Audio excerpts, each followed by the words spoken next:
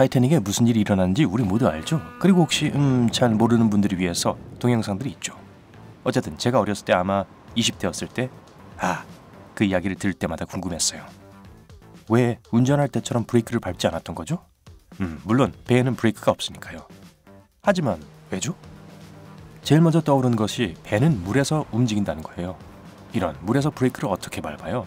하지만 또 비행기에도 브레이크와 비슷한 게 있다는 걸 기억하게 되죠. 그리고 공중에서 비행기 속도를 늦출 때 쓰죠. 결국 그렇게 간단한 게 아닌 것 같아요. 모든 종류의 브레이크는 마찰로 작동합니다. 차에서 브레이크를 밟으면 멈추죠. 왜냐하면 브레이크 패드가 회전하는 바퀴를 꽉 잡고 마찰을 많이 일으키기 때문이죠. 기본적으로 바퀴가 움직이는 것을 제한하죠. 그리고 바퀴가 멈출 때 도로와 마찰을 일으키고 마찰이 많아지면 결국 차가 멈출 때까지 속도가 줄어드는 걸 뜻합니다. 여러분도 알다시피 이런 건 물에서는 안 먹혀요. 엔진이 달린 배들은 대부분 프로펠러의 움직임이나 노즐에서 뿜어져 나오는 물줄기로 작동합니다. 단순히 물줄기를 멈추는 것만으론 배를 효과적으로 멈출 수 있을 만한 마찰력이 생기지 않을 거예요. 그래도 배엔 여전히 브레이크가 있고 제대로 작동하기 위해선 뭔가 더 필요해요. 더 많은 마찰력을 만들기 위해 배가 가장 먼저 해야 할 일은 반대로 추진하는 거예요. 이건 제어된 노즐이 있는 프로펠러가 덜 달린 제트 엔진에서 훨씬 더 효과적이에요. 그리고 만약 현대의 큰 선박에 대해서 이야기하는 거라면 거의 확실하게 프로펠러를 사용할 거예요. 프로펠러의 회전을 반대로 하면 배의 속도가 느려지긴 하겠지만 배가 무거울수록 멈추기가 더 어려워요. 속도는 느려지지만 관성 때문에 멈출 만큼 충분히 빠르게 속도가 줄어들지 않죠. 물의 점성으로는 많은 걸 할 수가 없어요. 당연하게도 물엔 두께가 없으니까요. 물은 어떤 일이 있어도 그대로 유지될 거예요. 하지만 배의 속도는 또 다른 문제죠. 속도가 너무 빨라 거의 무한대에 이른 배를 상상해 보세요. 재밌는 건 이 배는 아무데도 빨리 가지 못한다는 거예요. 왜냐하면 여기엔 역설적인 문제가 있거든요. 무한대로 빠른 배는 왜 아무데도 못 갈까요? 간단해요. 왜냐하면 속도가 클수록 마찰과 물에 대한 저항도 거의 무한대에 도달할 것이기 때문에 물이 이 배를 뒤로 끌고 갈 힘이 더 커진다는 거죠. 그 뜻은 배를 멈추는데 별로 도움이 안 된다는 거죠. 하지만 한 가지 여러분이 여전히 조종할 수 있는 건 배가 가라앉아 있는 면적이에요. 어떤 배들은 소위 안정판 지느러미를 가지고 있어요. 이 부분을 물속에 넣으면 배의 속도를 줄이는 데 도움이 돼요. 이건 배에서 실제로 브레이크와 가장 가까운 역할을 하는데 왜냐하면 비슷하게 작동하는 브레이크의 종류가 하나 있거든요. 에어브레이크라고 말이죠. 대부분의 제트기들은 주변 공기의 항력을 증가시켜 비행기 속도를 크게 낮춰주는 특별한 종류의 스포일러를 갖고 있어요. 안정판 지느러미는 들어오는 물의 질량에 저항하진 않지만 접촉 표면을 넓히는 식으로 천천히 배의 속도를 줄이죠. 배에 그런 브레이크를 달기로 결심했다면 다시 한번 말하지만 물은 그걸 용납하지 않을 거고 화가 날 거예요. 화가 난 배라니. 배 바닥에서 스포일러가 나온다고 상상해 보세요. 스포일러는 물에서 나오는 엄청난 압력에 맞닥뜨리겠죠. 브레이크를 밟는 물의 질량은 너무 커서 결국 부서지는 것 말곤 방법이 없을 거예요. 비록 우리가 끊어지지 않고 부서지지 않는 물 브레이크 스포일러를 만든다고 해도 또 다른 문제를 만나게 될 겁니다. 스포일러를 누르고 있는 물은 배를 계속 강제로 가라앉힐 거고 심지어 배의 코를 물속에 잠기게 할 거예요. 상상 이상은 아니겠지만 어쨌든 여러분 이런 장비에 대한 유지보수가 엄청 비쌀 거란 거 아시겠죠? 그리고 여행하는 내내 스쿠버 다이빙 팀이 필요하겠죠. 그게 얼마나 불편할지 생각해 보세요. 훨씬 더 좋은 결정은 배를 돌리는 거예요. 프로펠러가 역주력을 제공하는 동안 배의 관성은 여전히 배를 앞으로 이동시키죠.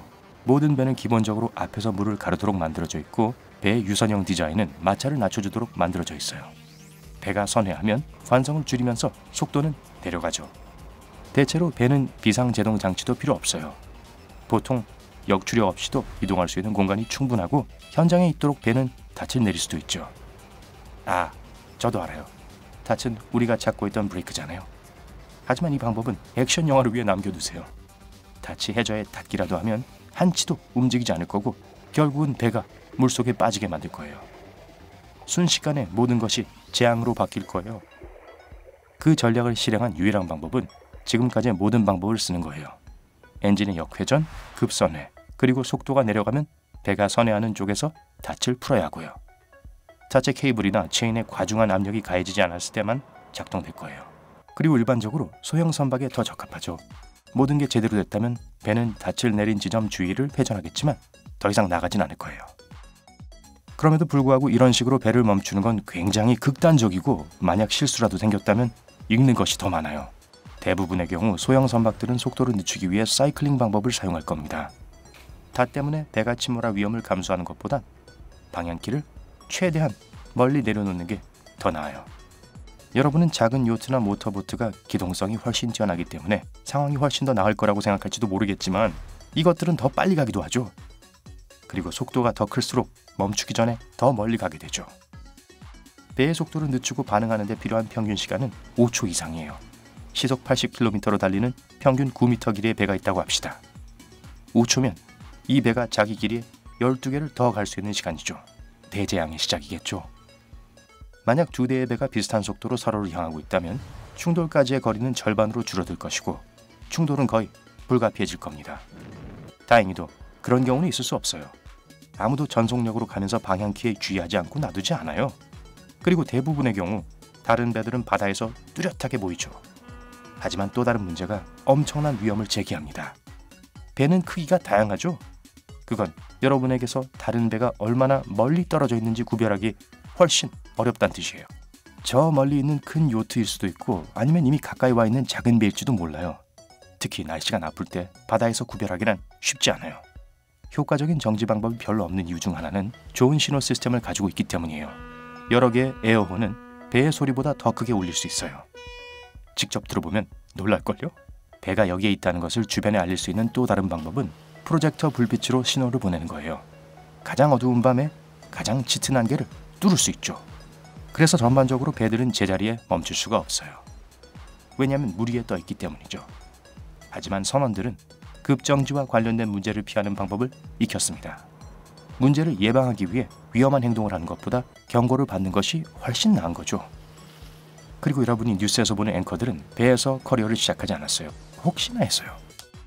오늘 새롭게 알게 된 것이 있다면 영상에 좋아요를 누르고 친구와도 공유해주세요. 그리고 여기 여러분이 즐길 수 있는 다른 동영상들도 있어요. 왼쪽 오른쪽 중 하나를 클릭하기만 하면 돼요. 밝은 면과 함께 하세요.